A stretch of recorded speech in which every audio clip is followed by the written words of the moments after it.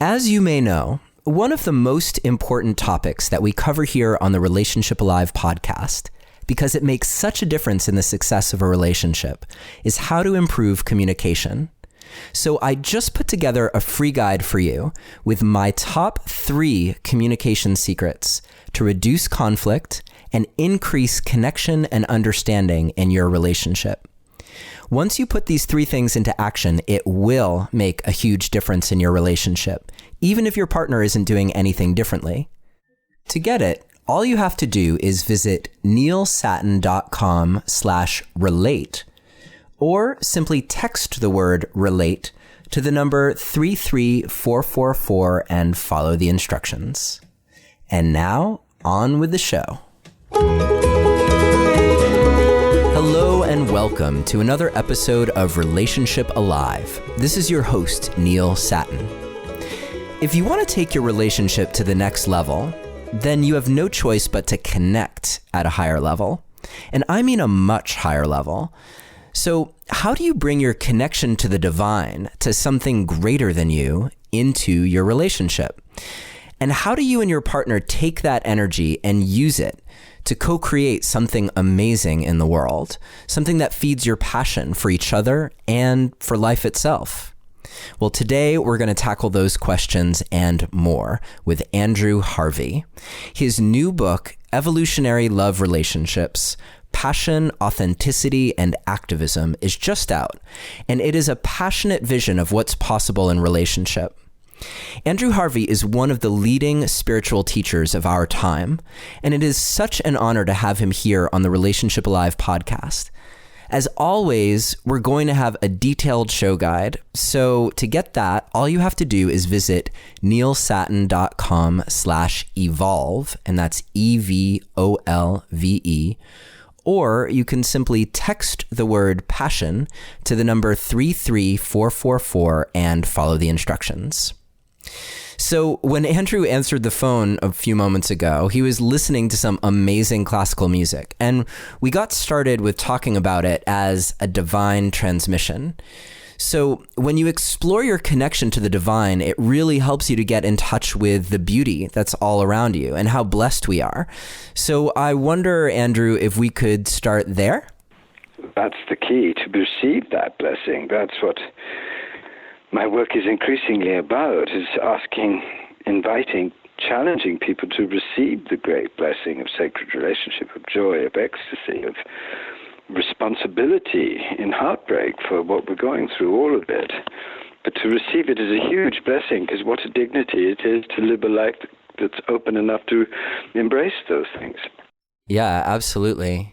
Absolutely. And you have people who are, of course, willing and seeking. And what about the people who aren't quite as willing and seeking? What do you find, like, how do you tease those people into awakening? Is that possible? Well, I think that there are less and less of them, because I think the crisis is becoming more and more intense, and more people are waking up to the bankruptcy of everything that we're proposing to deal with the crisis that is clearly out of control. And those situations are tremendous seedbeds of awakening. There's a huge famine for authentic mystical teaching and awareness.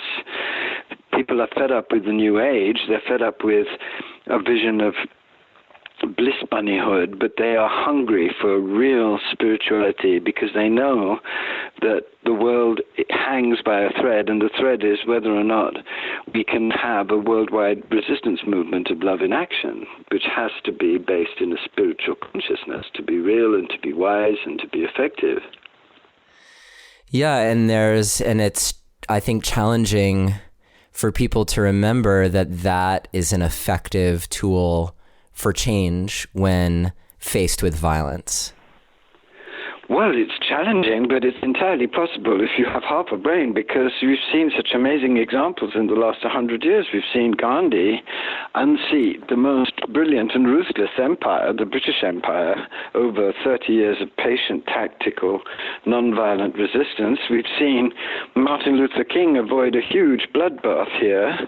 We've seen the amazing work of Desmond Tutu and Nelson Mandela and de Klerk.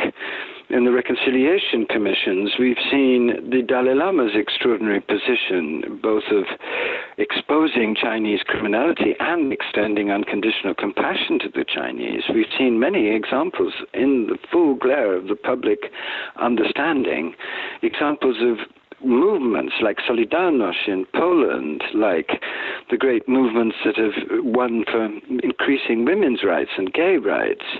We've seen what can be done through non-violent protest of hundreds of thousands and millions of people. This is the way forward, and it needs to be grounded in the most sacred imaginable consciousness and be grounded in a great yes to the sacred values of life, not necessarily just a no to the great madness and the illusion. Yeah, I love that distinction, that it's not just what are you saying no to, but what are you saying yes to, and how can you amplify that?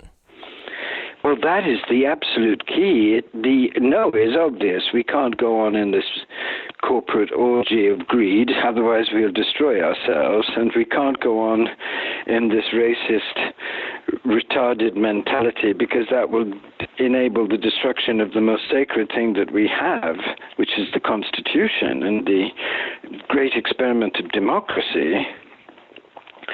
So I think we know where we are, but it's very important that we also know who we are, and that we know that we are sacred divine beings capable through grace and through the gift of the divine of amazing strength and amazing perception and peace and passion and energy and joy, even in harrowing, horrific, even potentially terminal situations. That's the important memory that needs to be stirred and awoken in people.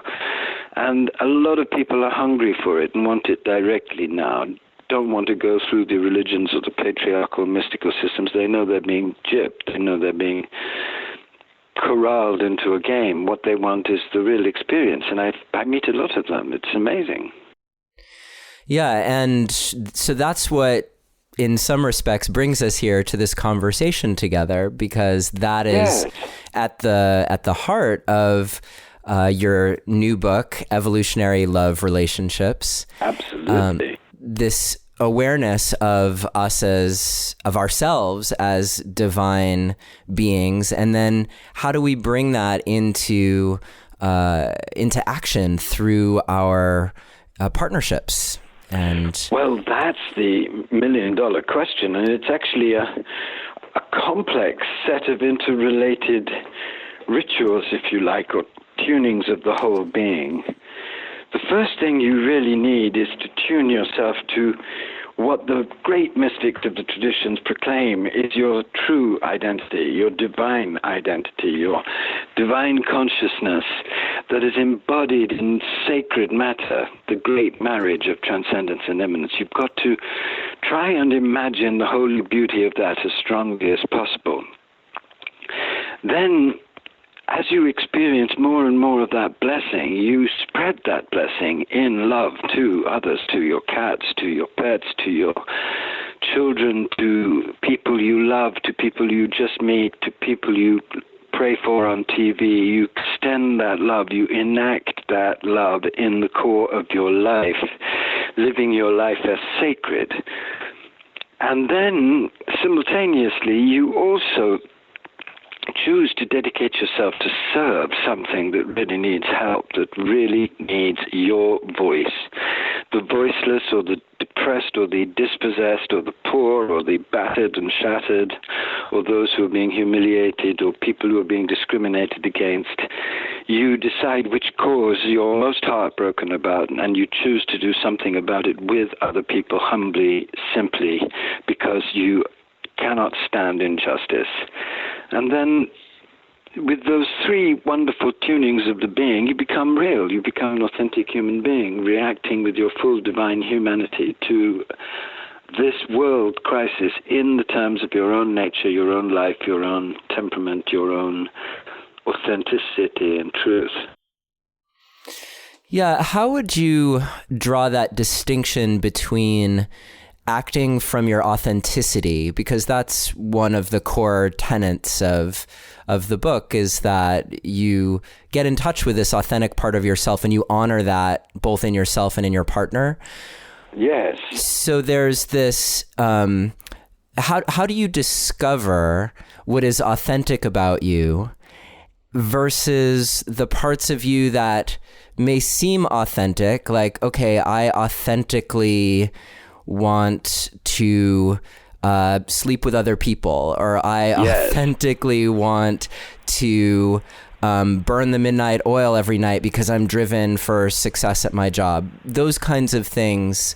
How do you get at that nuanced distinction so that you're really unearthing the kind of authenticity that you're talking about? I think that is a fantastic question. And I would say that it took two kinds of adventure that you have to go on. The first is the mystical adventure. You've got to find out who you really are. And that is a long adventure, but as it comes towards its close, you begin to discover you are divine consciousness in action. You are a light drop of the great ocean of divine awareness. So that's the divine side that's essential. Then you have to really plunge into the you, the embodied you, the person, the Andrew who's speaking now, and really bless the whole of Andrew's being and life and body and age and whole way of enacting life. And then you have to pour yourself into sacred action, born out of that fundamental sacred connection to your eternal you, to your divine human you, and to all beings in the compassion that's born out of that connection, the tenderness, the passionate generosity of spirit that's born from that connection. So that's it? I'm just kidding.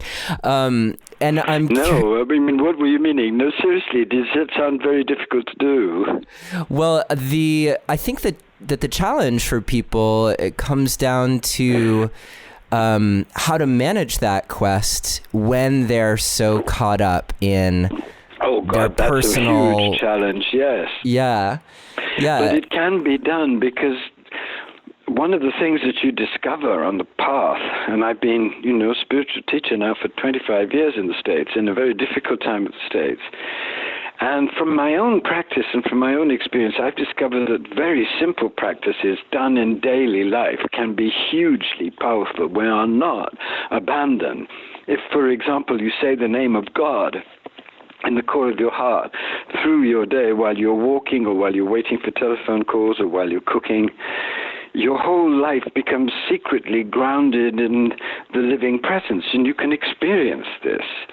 So that's one very simple practice. There's the practice of simply sitting for 10 minutes in silent meditation in the morning and at night, just for 10 minutes of attuning yourself to the silence. That can lead to immeasurable secret yields of patience and wisdom during the day, and you can experience this. So no one should feel disempowered or at a loss or paralyzed. This is the time when these great, simple, holy practices are available to the whole of humanity to inspire them. Right, they're not being withheld in the... No. Yeah. And could you elaborate a little bit more on the first thing that you mentioned? It almost sounded like... the name of God? Yeah, exactly. Oh, I would love to. This is quite honestly the most powerful practice, I think. It has been for me, certainly, and many of the leading universal mystics of humanity have said. Rumi said, Ramakrishna said, Meister Eckhart said, so many have said, and so many have practiced, that the saying of the name of God, by whatever name you worship, the source, the spirit, whether it's Allah or Jesus or Buddha or any name, whatever name it is, but a name that really incarnates and sounds your deepest passion, your deepest devotion. When you say that name in the heart, that establishes a direct connection with the light itself. The Sufi mystics say that when you say the name with great bliss of devotion, a light leaps from your heart and is met immediately by a light leaping from the Godhead, and that they meet in your chest. And that over time, you can experience this, and you can, because your chest will become a hot place, a place of secret, sublime passion, where you're having a direct love affair in the heart with the great heart, with the sacred heart, through saying the name. And many other transformations happen through this enormously powerful practice that you'll discover for yourself. But it can be done in any situation. You can be saying the name when you're shopping. You can be saying the name walking. You can be saying the name in a car jam. You can be saying the name anywhere. It's the most amazing secret door into presence. So do practice it. It also reminds me of the image that you bring up in the book of when you're in partnership with your beloved, like little b beloved, like how it can be this pyramid with your relationship with the divine as an anchor that's feeding. Absolutely. Yeah. I feel that's so important. I feel that each person has their own relationship with the divine, the ultimate beloved, and then a relationship with the divine together, and then with a relationship with the divine in the other. So there are three different relationships, if you like. One to the transcendent divine that is known in different ways by every soul. No soul knows that divine in the same way. That's an intimacy that we never yield to anybody. And we mustn't, because it's from there that the great energies of divine love are erupted in us, so that we can love our partner with that love. And that's the practice of the divine in the partner, isn't it? Yeah, and it also seems as though that unique connection that we have to the divine, that is also connected to our unique coming into being.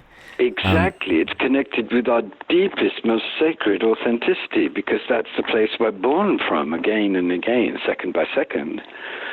And every birth, we can be more conscious of our source, and so be born most purely as our true selves. Every moment. Yeah. Yes. I'm just breathing that in for a moment. That's living as love that lives always afresh. That's what Rumi's talking about. The love that never stops reinventing itself on a groundless, unshakable base, because like love itself, it's totally quiet and peaceful, and it's totally wild and reacting ecstatically and wildly to each moment, calmly. Yeah, and I'm struck in this moment by the book talks about how often couples become neurotic almost in their isolation from the world, the little bubble. And there's something, I think there's health in the couple bubble and having that secure connection with each other. And at the same much, yes. and at the same time, how do you, the question arises, how do you prevent yourselves from going a little bit mad with isolation? And one of the major theories in your book, and I happen to agree with it. In fact, that's partly why you're here on the show, but also... Thank you. I'd love to know what you feel, because you're working it out, and if this is helpful to you, that thrills me. So go for it. I'd love to hear your position. Absolutely. Well, in a course that my partner and I teach together, it's called Thriving Intimacy, and it's part of what she and I are co-creating. And how amazing. Yes. And one of the core concepts that we've been teaching has been that an essential part of intimacy is how you act in the world, how you create community, how you offer contribution to the world around you. Absolutely. And so that being one of the core concepts of your book is this notion that like the reason that we come together is to co-create something that's greater than what either of us would be capable of on our own. Absolutely, because the true falling in love is falling in love with the entire being, including the dreams and visions of the being, to make a better world, to contribute creatively or activistically or in whatever way to a new way of being. That's what really arouses deep sacred passion, isn't it? That sense of the deep beauty of a person, the beauty that is aflame with love and passion for justice, that truly wants to enact the laws of compassion. That's what really drives you holy and wild in somebody. And that's the deepest kind of love. Yeah. Yes, and in this moment, I'm also seeing how important the relationship with your connection to the divine, the way that feeds your authenticity, meaning your unique you-ness that you've meant to come into the world and contribute. And then when that meets up with your partner and creates this synergy of creation, that's it. Now it's all making sense to me. So yes, it's a very direct connection, you see. It's a direct connection with the electricity of life. In the first relationship, the relationship with the beloved, you take the plug of your life, and by adoration and doing the name of the work of the divine in the heart of your being, if doing that practice, you become one in the core of you with the divine, so you can have the overwhelming love affair that can flood your other love affairs, that can show you that being with someone else is also a divine revelation. The divine is appearing as that being, and that being is loving you in your divine being. That is the level of relationship we're being called to, and in that level of relationship, spilling over from that beauty and that savoring and that mutual rapture into works that truly express your vision of a new world becomes natural, becomes a natural overflowing of great joy, of something amazing that's discovered in love for love. And then there's this other element that weaves its way in, which is, for me, the question of shadow. Oh, yes, well, for all of us, yes. Right. Not just for you, baby. We're all in that one. Absolutely. All right, well, what a relief to find out I'm not alone in that. Oh, God, the whole human race is absolutely saturated with shadow, and this kind of adventure demands really very, very patient, very compassionate, but very ruthless shadow work, because in order to have a truly sacred relationship with another person, you do have to have given up power. You have to be in a state of reverence before that being. You have to love with vast tenderness and vast compassion and vast spaciousness and freedom and deep respect for the true rhythm of the other's life. Otherwise, you're just on another trip. You're in another film of your own wild making. You're in another drama of your karma drama. So what do you think is a good way, or maybe one of many good ways, to draw that distinction in your life, to say, okay, like, here I am, I'm bumping up against authenticity, or I'm bumping up against shadow, and this requires some work. How would we know which is which? I think one of the things you can assume is that shadow is operating at every moment. After a while, once you've started to look at your deep motives, your fears, your repetitions, you realize there's a lot going on that you're not totally conscious of. That's your shadow. So I think the most important thing is to be watching yourself at every moment, and for the hints that your shadow will give you of fear or anxiety or deep, crazy manipulation, whatever it is that your shadow shows itself as. Don't be shocked, don't be judgmental and pretend it didn't happen. Just face it calmly and make it conscious. And if you're very skilled, and you will be if you pray and ask for grace, you'll be able to reach down to the hurt, wounded being who has to act like that to get what he thinks or she thinks she wants. and to irradiate that with mercy, with unconditional love. That's when you know the love of God is being trained on you directly. That is an amazing experience of total self-forgiveness, because you know you're being forgiven by the beloved. That's huge work. But that's what waits for all those who do shadow work in a mystical way. That's the glory of it. Yeah, could you describe that process a little bit more? Because it reminds me a lot of two things that we've talked about on the show. One being developing mindful awareness of when you are, and I've called it getting triggered or getting hijacked. Yeah, exactly. So that you can, when that happens, so that you can focus your energy on coming back from that triggered place. Yeah. So that's one thing. And then the other thing it reminds me of, we had Dick Schwartz on the show to talk about his work, which is called Internal Family Systems, which is a lot about dialoguing with the parts within you that are our that harbor the shadow, that and these needs that dwell deep within us and that come out at these triggered moments.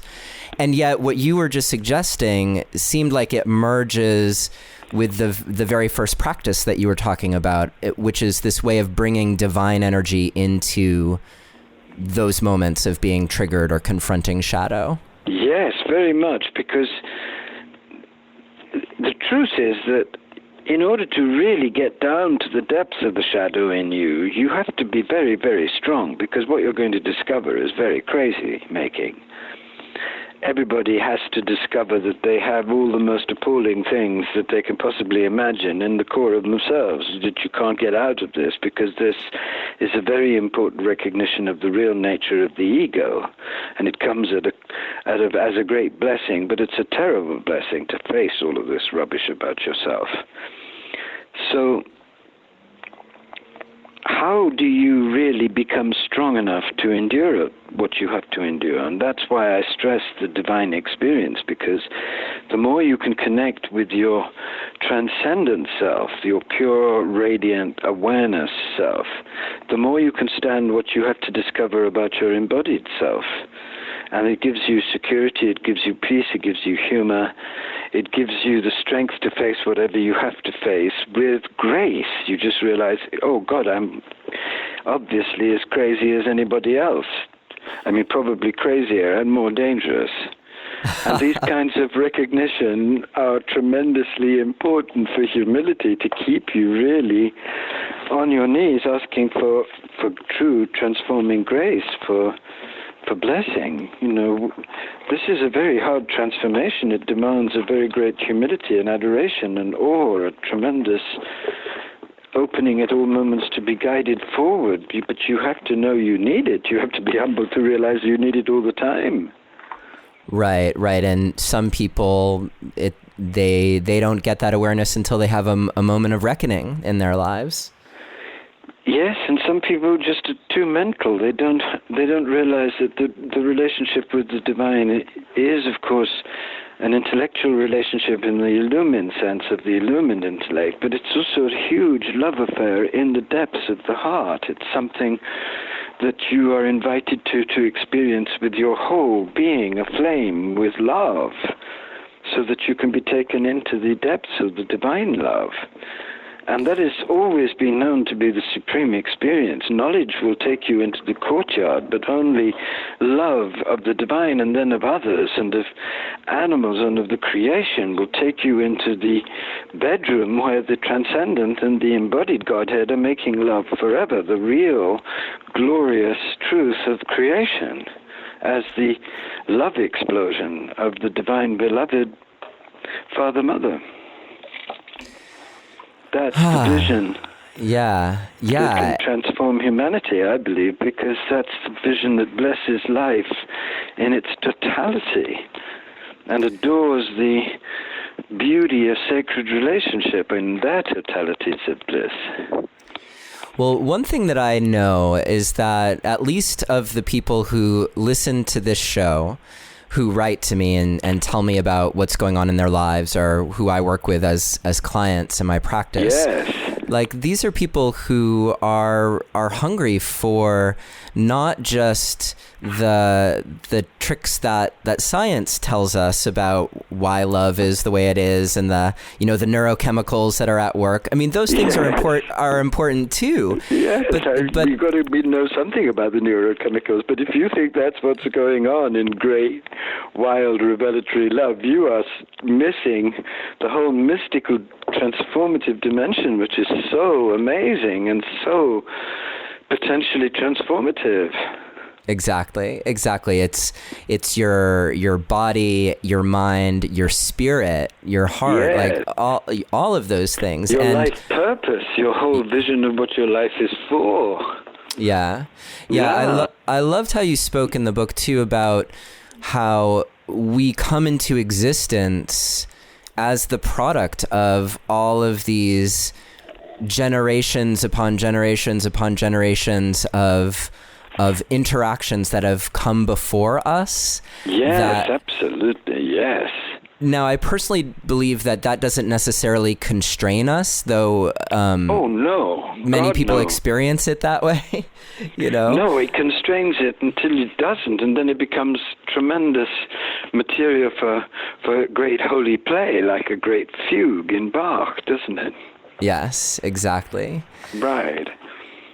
So I'm delighted that we're having this conversation, because I think this is where science leaves off and where we need to take our relationships in order to outgrow the limitations of just thinking about the way we interact with another in terms of our biochemistry, and getting the right proportion of positive interactions to negative interactions, and those kinds of things that can be really helpful. And at the same time, my experience is that co-creating something bigger and bringing that awareness of spirit into how you confront your own shadow, or how you help support your partner in their wrestling with their own shadow. Absolutely. That is actually what makes quite a bit of the difference in terms of getting to a new level of how you interact with each other and what you can experience. Oh, I think it deepens intimacy radically and amazingly, doesn't it? It gives you so much more tenderness and skill and deep understanding of the other. You see them raw and vulnerable and noble in the core of their being, trying to really wrestle with what's blocking them, and you support them in that, and you're human with them, and that changes you. Yeah, how do you... Well, actually, I don't want to jump ahead, so I'm going to save this question for later. I am appreciating and honoring the way that your book, Evolutionary Love Relationships, is structured, where it kind of saves the sex for last. So I'm going to save the sex for last. I'm wondering, though, if you could talk a little bit about the embracing of paradox and why that is so crucial in love.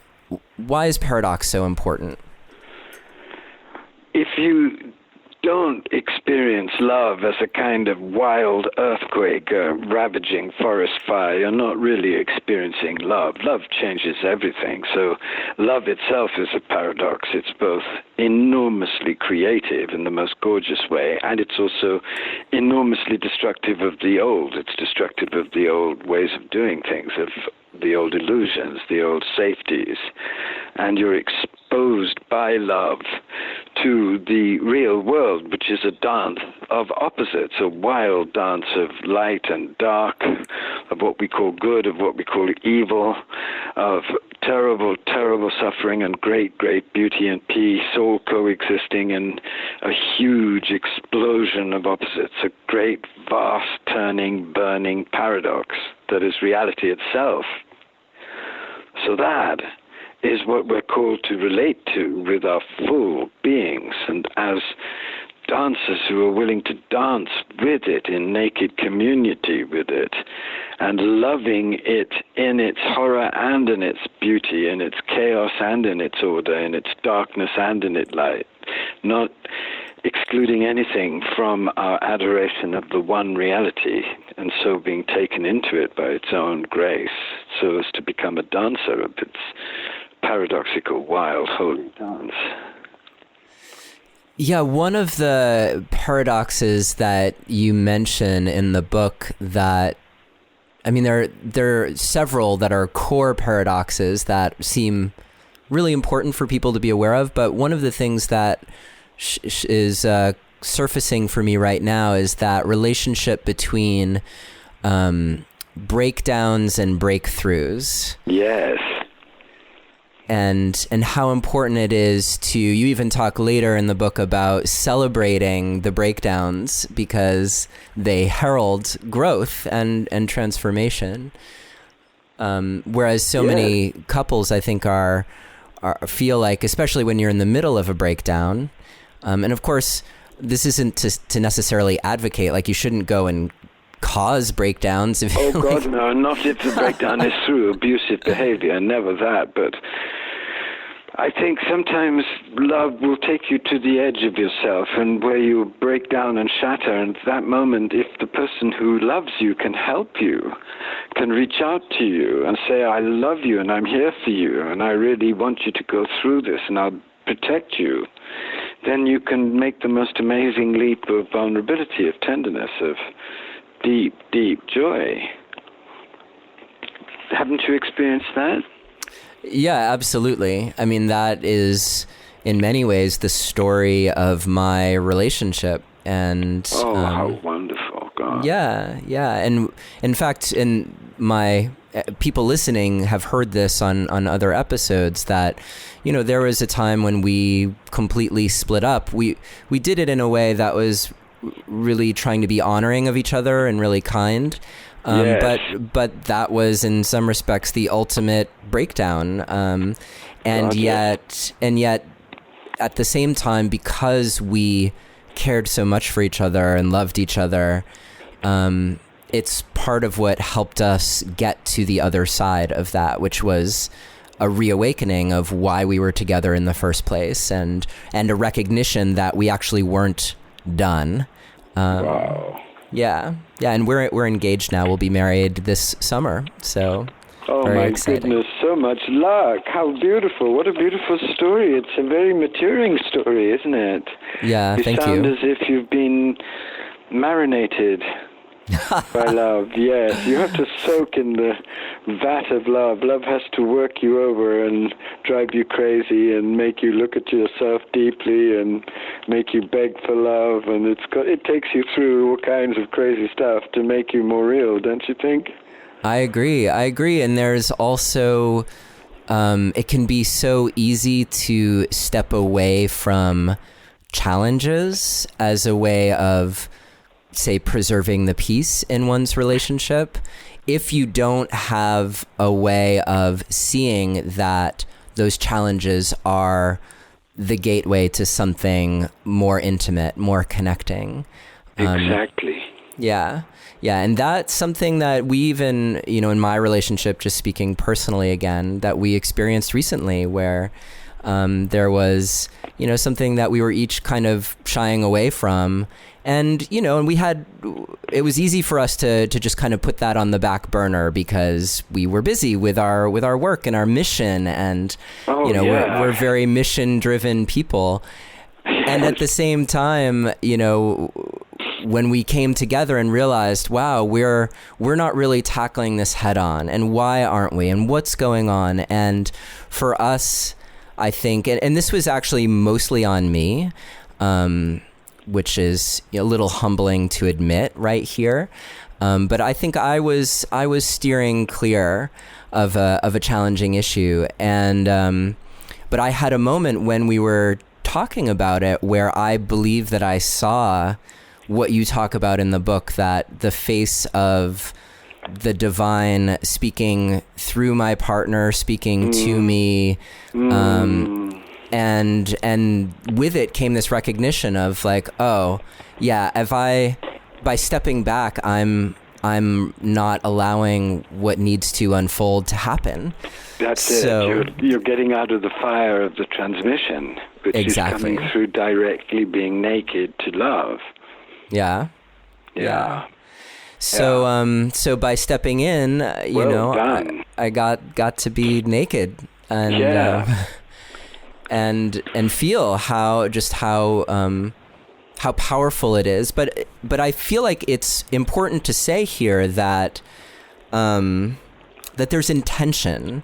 Like it's important to bring your awareness and these practices that we're talking about into these moments. Yes, because you're experiencing something immense. You're experiencing a marriage of opposites. You're experiencing, on the one hand, your partner in a divine way, and you're experiencing the impersonal power of the divine itself coming through everything. And you need to be strong. You need to be prepared. You need to have a prepared container for those energies. This is not for the faint of heart, this kind of dimension of love. This is for those who have strengthened themselves to be able to receive the full, fierce, golden blast of love.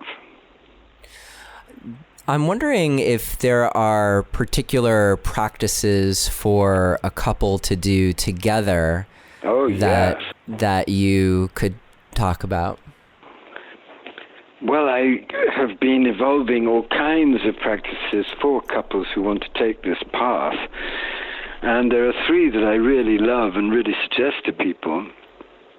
The first is the gazing practice that Rumi and Shams did together. They sat in very relaxed crossed legs and gazed deeply into each other's eyes, holding each other's hands. And this is an astounding practice because with people you love, with the person you love, you can pour out all of your devotion, all of your concern, all of your knowledge, all of your awe and reverence of that person as a divine human being to that person, and receive from them their reverence and their love.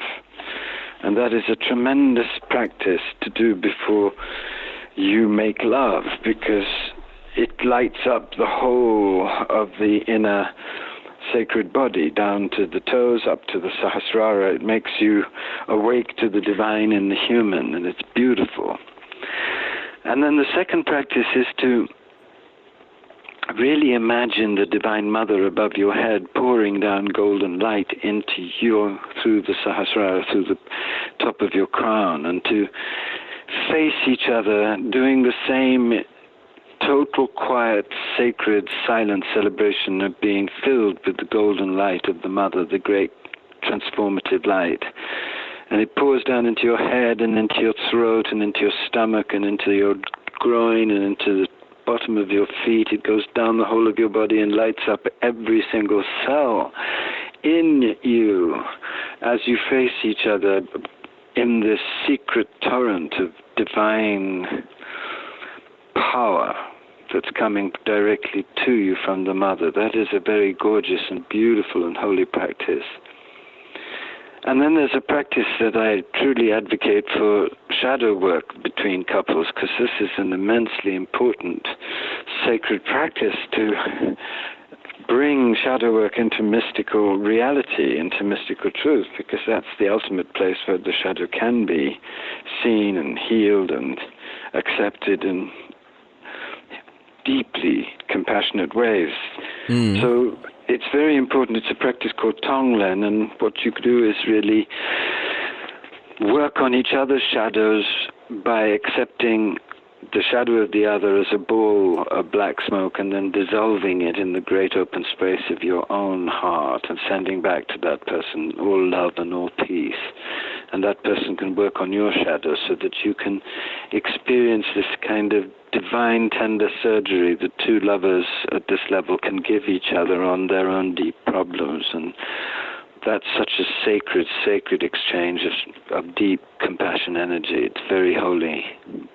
Yeah, it can. How specifically would you do that? Would your partner mention, like, this is an aspect of my shadow that I'd like us to focus on right now? Yes, absolutely. You'd sit with them, and first of all, you'd do Tonglen on yourself. You'd sit naked. This is how it's best done. You'd sit naked in front of a mirror and really give yourself to looking at yourself in the mirror. So the person looking in the mirror is the timeless person.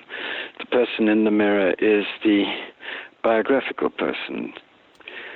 So you're looking with your divine eyes at your human self, and you see your loneliness and your exhaustion and your complexes and your craziness and everything, and you imagine all of them as coming out of your stomach in the mirror, a black ball of smoke, and that you take that into your heart, that you imagine as this big sunlit sky, this vast sunlit sky, and you let that black smoke just dissolve completely away.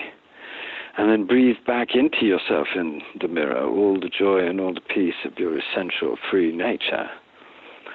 And then you do that with other people, and people who are deeply hurting you, and then you can do that on classes of really destructive people who are now furthering the end of the earth. So it's a very powerful practice. It works on the enlightened secret levels. Yeah, that's. I think that's also connected to a practice that Catherine Woodward Thomas uses in helping people who are dealing with vast amounts of pain when they're going through a breakup. And so she writes about that in her book Conscious Uncoupling. How wonderful. That's great, I think that she's using that. I think that's ironic because she was the one who initially told me she had read Evolutionary Love Relationships, and she was like, I think you'd like this. You better check it out. So that's... How lovely. That's brought us full circle. Yes. Yeah, exactly. So I love how that works sometimes. Yes, me too. I hope you're enjoying this. I hope I'm giving you what you need. Absolutely. I hope you're enjoying this too. I am, very much. And you're great to dance with. This is fun. Great. Well, that's what I aim for, because of course I want this. I want these episodes of the Relationship Alive podcast to be helpful for people. And I want them to be fun, even though we're talking about a serious topic. God, yes. Yes. Well, it's got to be joy. I mean, that's the key.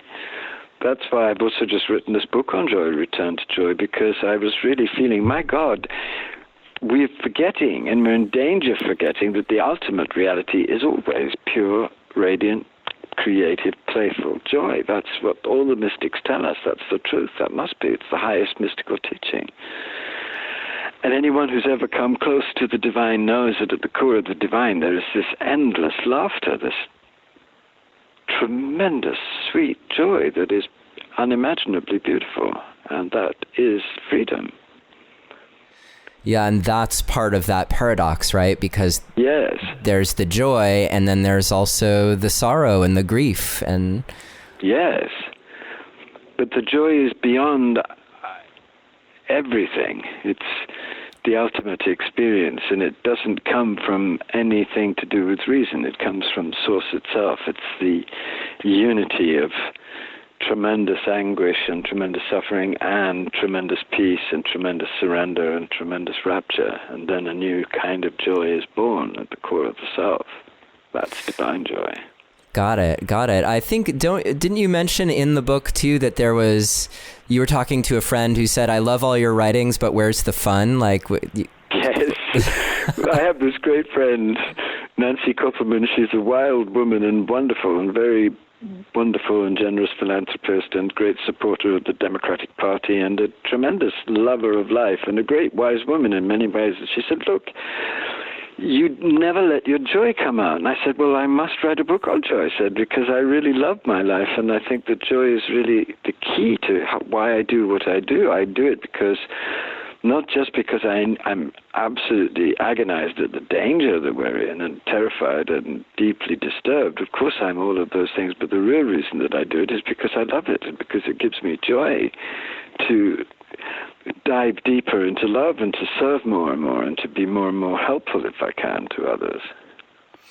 Yeah, so could you talk for a moment then about rituals of celebration and how key those are to fostering joy, I think, and passion in the work of relationship and relating to another person, especially when you're taking on this mantle of being activists together, bringing your... Oh, God, yes.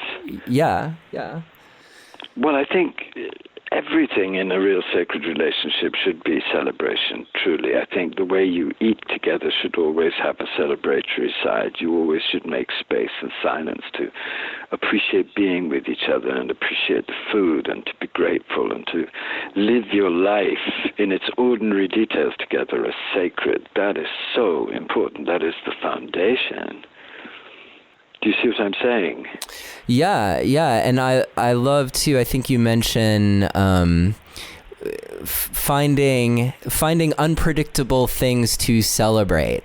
Well, exactly. And you want to celebrate mostly the other person's truly heroic efforts that really give them encouragement if they're writing something, and if they've got turned down momentarily in submitting a manuscript, take them out to dinner, celebrate the fact that they've finished the manuscript and that they've been a process in which they can actually feel proud of what they've come to in their lives, and just celebrate, give them joy, make them feel good about what they're doing, honor the intention behind what they're doing, not just the success of it. Right, and I love this that you wrote in the book that, I'm just going to quote this if this is okay. Please, yeah. You write... I'm honored, thank you. The second celebration that is crucial is to celebrate the wonder of being with another human being who is willing, despite your faults and your craziness and your comic complications, to say to you, not only do I love you, but I want to go on a journey to divinization with you, to become a being who can radiate the fierce and tender love of God in works of justice and compassion for the world. This will always remind you of what an extraordinary grace it is to meet someone with whom you can attempt to live this sacred relationship. Celebrating the fact that he or she has turned up in your life will give you the courage to go through all the stresses of actually sorting out the difficulties of the relationship. Yeah, I love that because it's so true. That's true, yes. Yeah. And you need things to fortify you, I think, especially because what we're talking about isn't like you're suddenly blissed out on the divine and everything is easy. No, God, no. All kinds of crazy stuff comes up inside yourself, inside the other. You have to really look at your own shadow. You have to do shadow work. You have to really, really practice divine love, and that's tough. It makes you change your life. It really eats at your old craziness and habits. It's meant to. It's an alchemical shift. I'm curious from your perspective, and you touch a little bit in the book on a couple powerful endings that happened for you in relationships in your own life.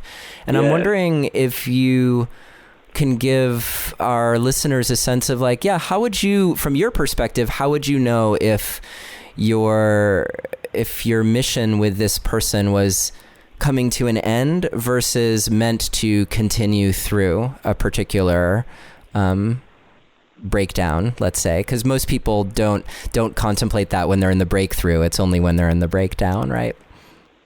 Yes, this is a very subtle question. I think for me, the difference came in the level of destructiveness. I think in any very intense and volcanic relationship, you expect to go through fires in which things in you will be destroyed that need to be destroyed.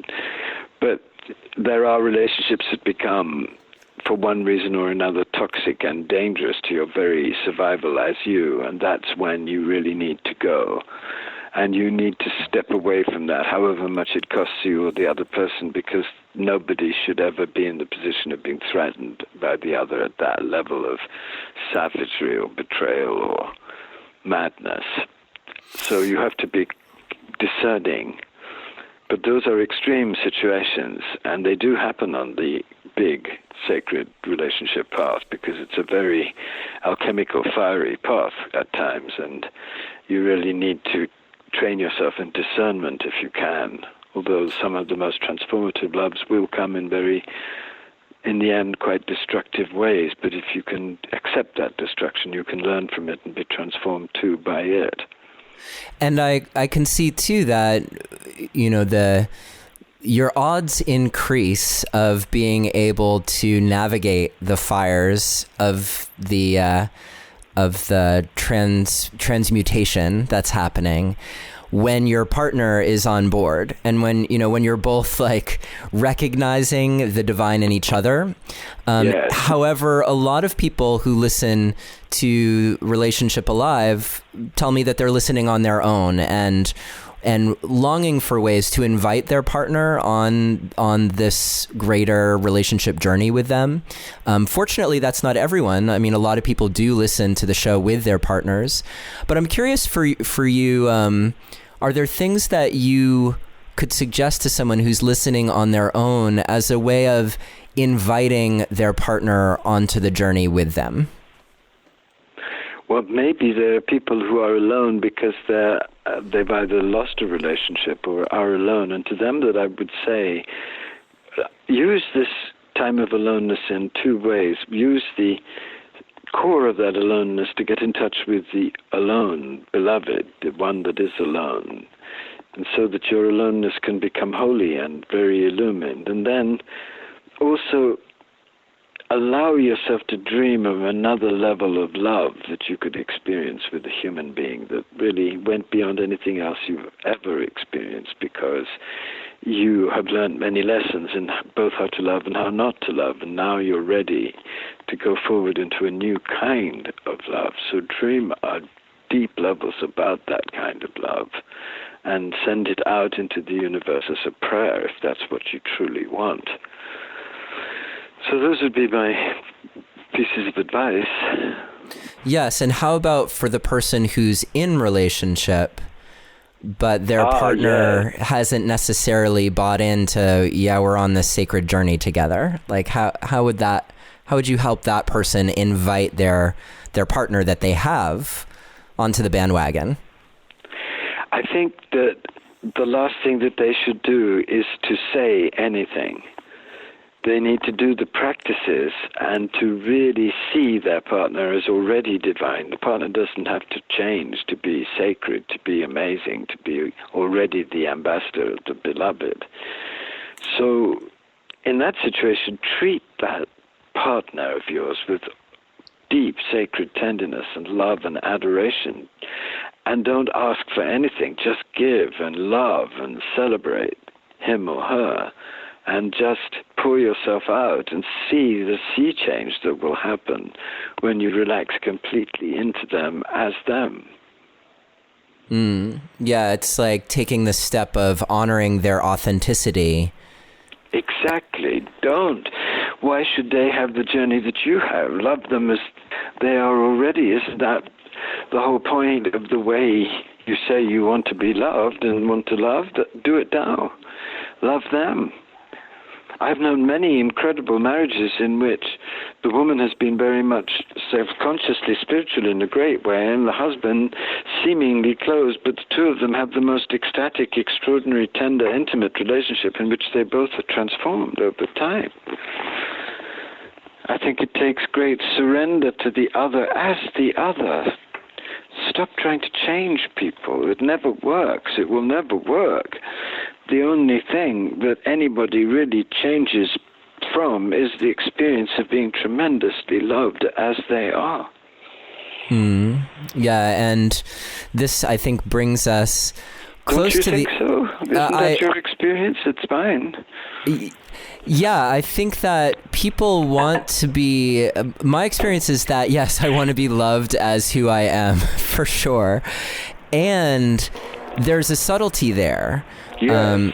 Because I think the subtlety is I also appreciate moments when my partner calls me out on my shit, and right, and exactly. Yes, but that's love too, isn't it? That you experience as love because the way in which it's done isn't vicious. I think that if you have an evolved relationship, an evolutionary love relationship, you don't savagely attack someone for their shadow.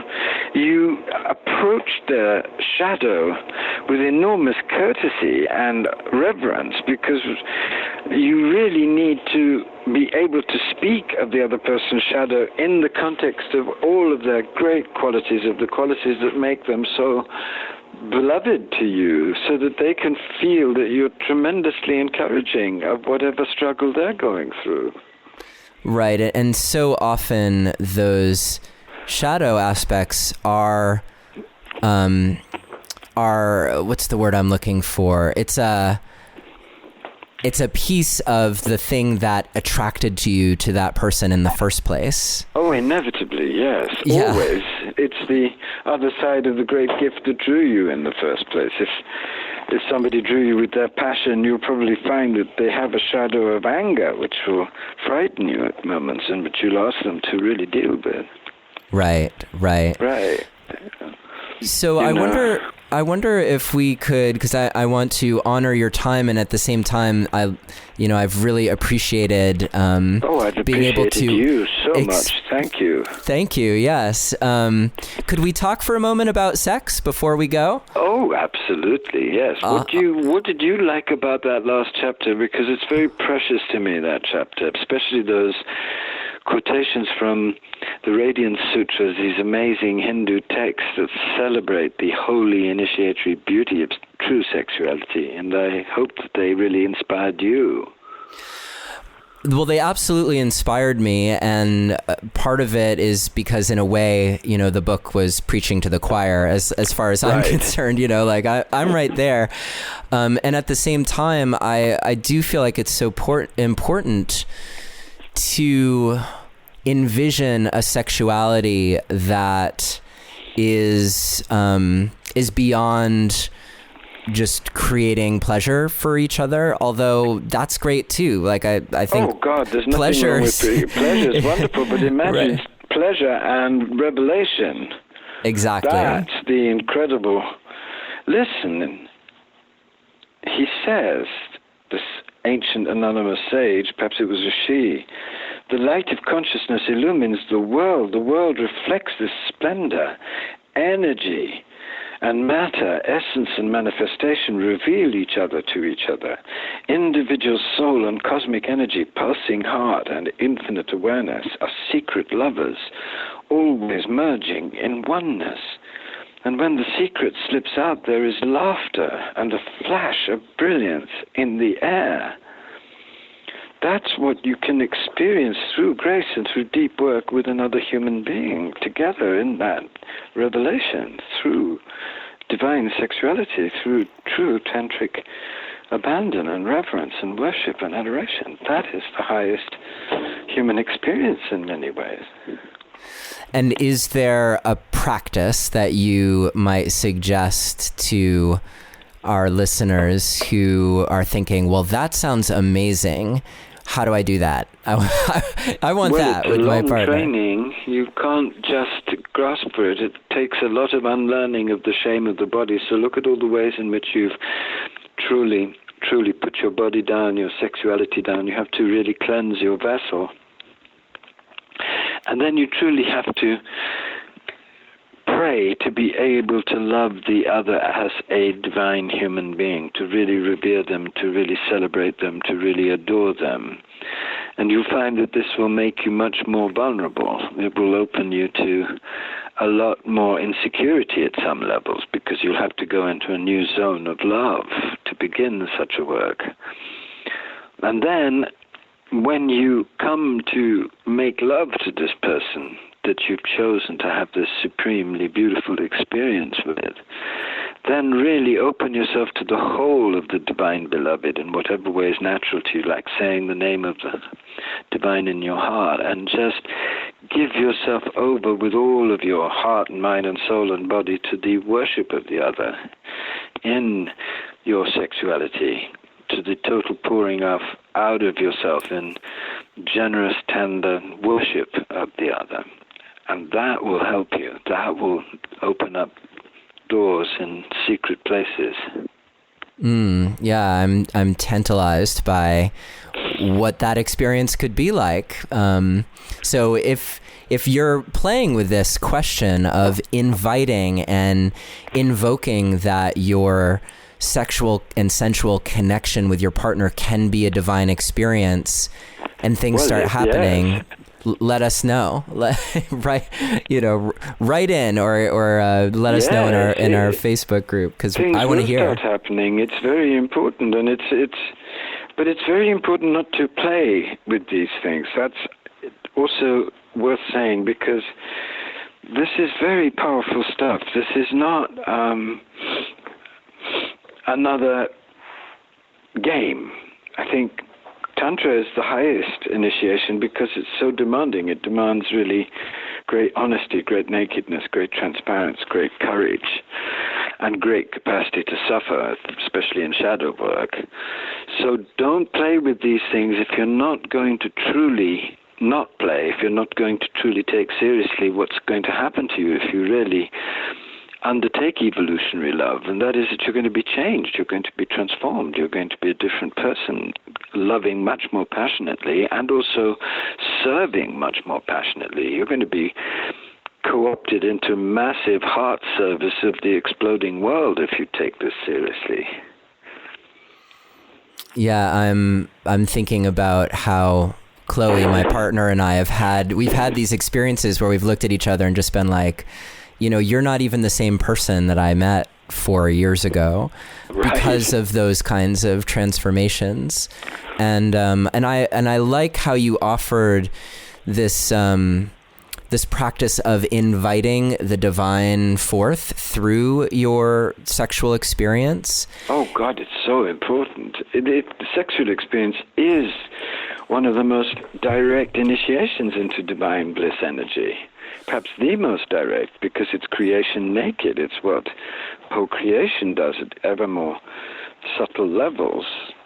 Right, and treating it like an invitation, I think, also allows you to pay more attention and listen for what happens next.